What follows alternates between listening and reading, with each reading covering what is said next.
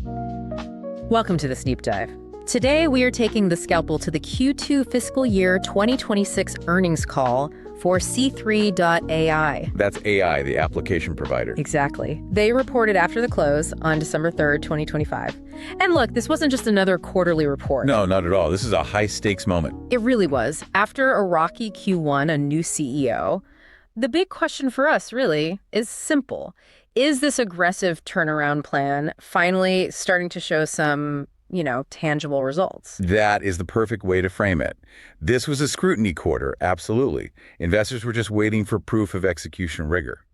We know the strategy, lean on partners, focus on federal, cut costs.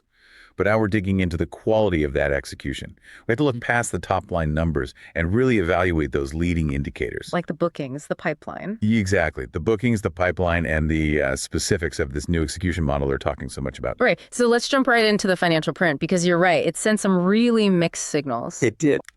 Starting with the good news, the bottom line. It provided some much-needed relief. Non-GAAP earnings per share came in at a loss of 25 cents. Which sounds bad, but in context. Right. In context, it was a solid beat. It topped consensus estimates of a negative 32 cents by 7 cents.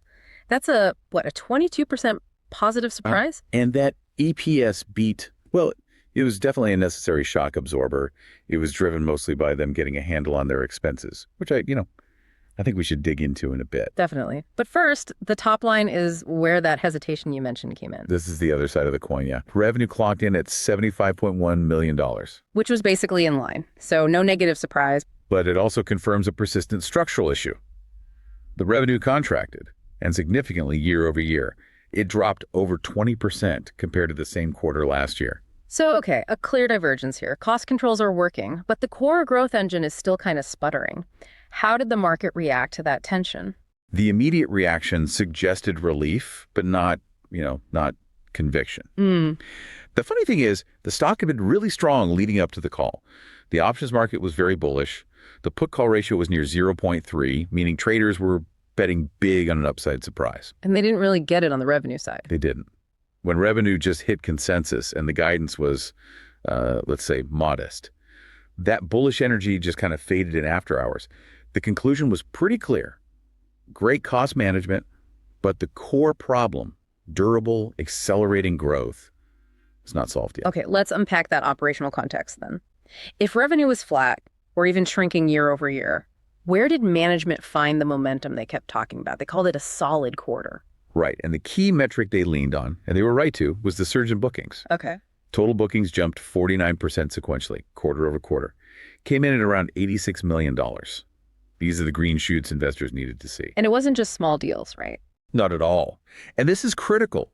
They highlighted significant high-value activity, 17 agreements over $1 million, and, get this, 6 agreements over $5 million. That tells you they're landing complex, high-value enterprise contracts. And drilling down into that booking surge, it seems like the federal engine is just absolutely roaring right now. Oh, it's pulling so much of the weight.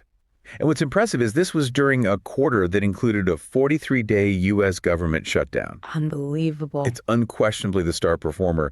The federal defense and aerospace segment, bookings, grew a remarkable 89% year over year, almost doubled. Wow. That segment now accounts for a massive 45% of their total bookings. This isn't just a slight tilt. This is a fundamental reliance on government business now. And they cited a real alphabet soup of wins here. The U.S. Department of Health and Human Services, so NIH and CMS, plus major defense and intelligence agencies, the U.S. Army, the U.S. Intelligence Community, Naval Air Warfare Center, the U.S. Marine Corps. I mean, these are highly complex, secure environments. They are. And the why for this strength is this really interesting structural tailwind that management pointed to. For years, government agencies used custom-built software. They called it GOTS, or government off-the-shelf. Okay. It's slow, it's expensive, it's a nightmare to update. What's happening now is a systemic shift where these agencies are moving towards scalable, pre-built platforms. The COTS model, commercial off-the-shelf. Exactly. COTS solutions are faster to deploy. They already meet modern security standards. And this whole procurement pivot plays directly into C3.ai's wheelhouse.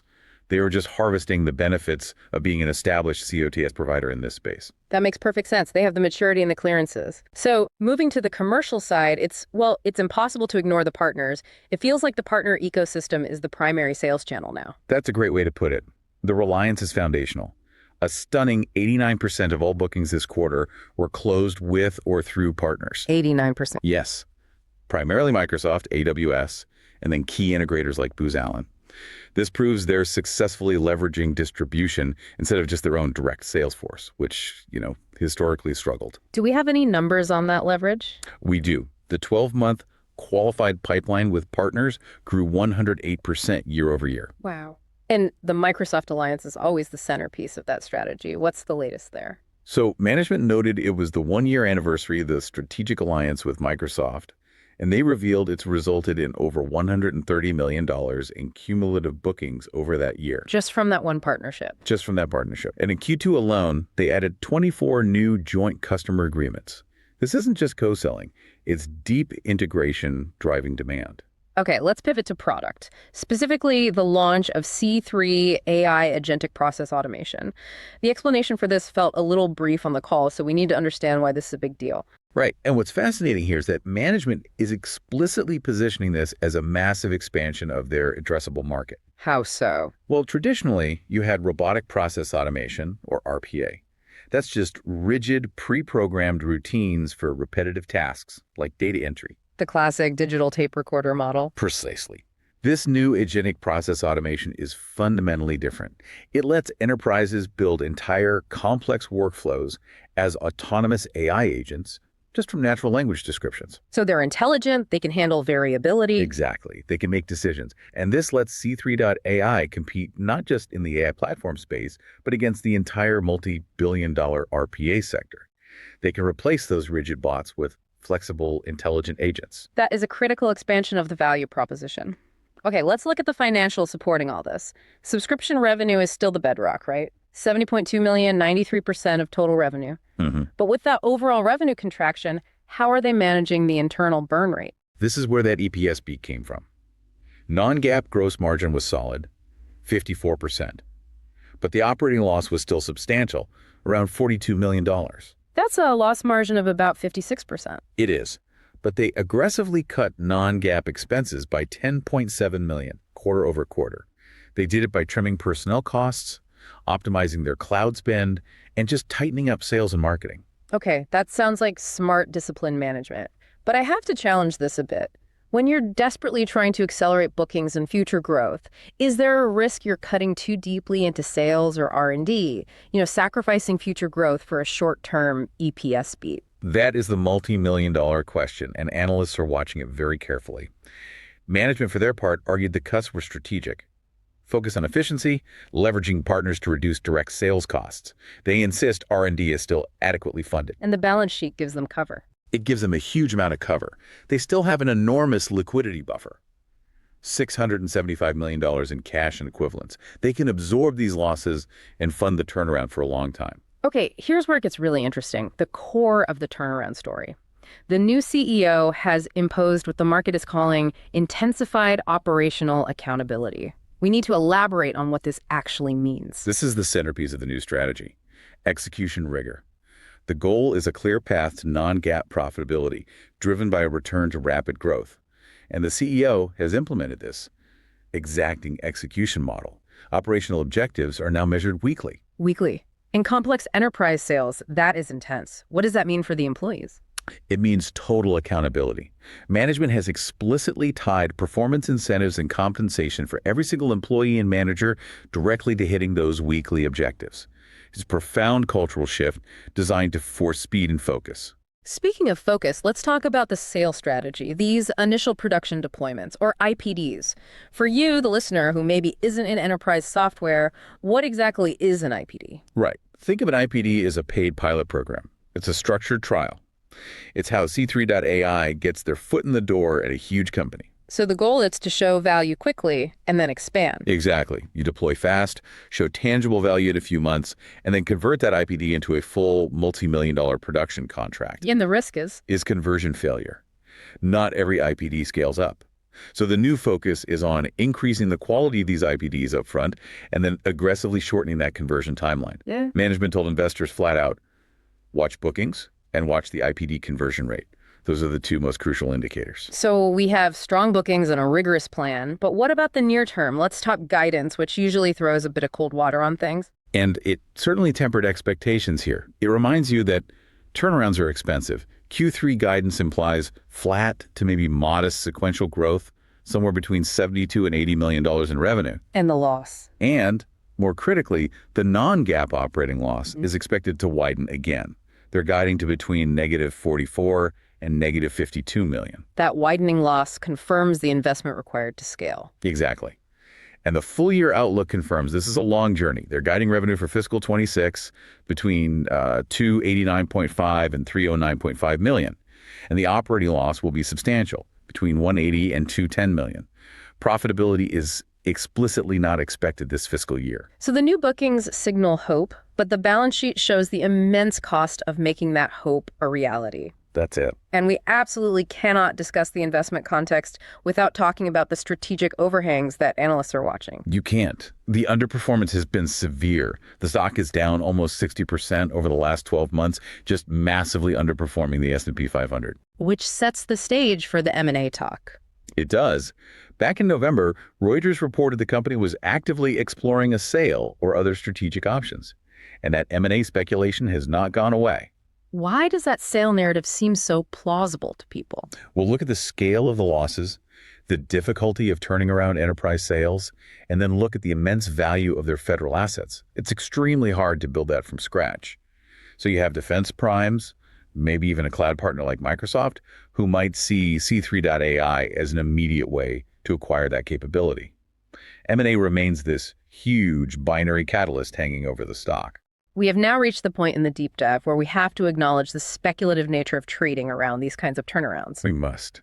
This segment contains strictly speculative ideas and is, of course, not financial advice. We're just exploring potential high-leverage outcomes based on the data.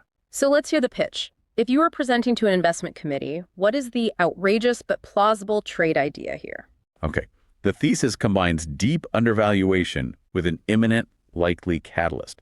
C3.ai is trading 67% below its 52-week high, which was around $45. Right.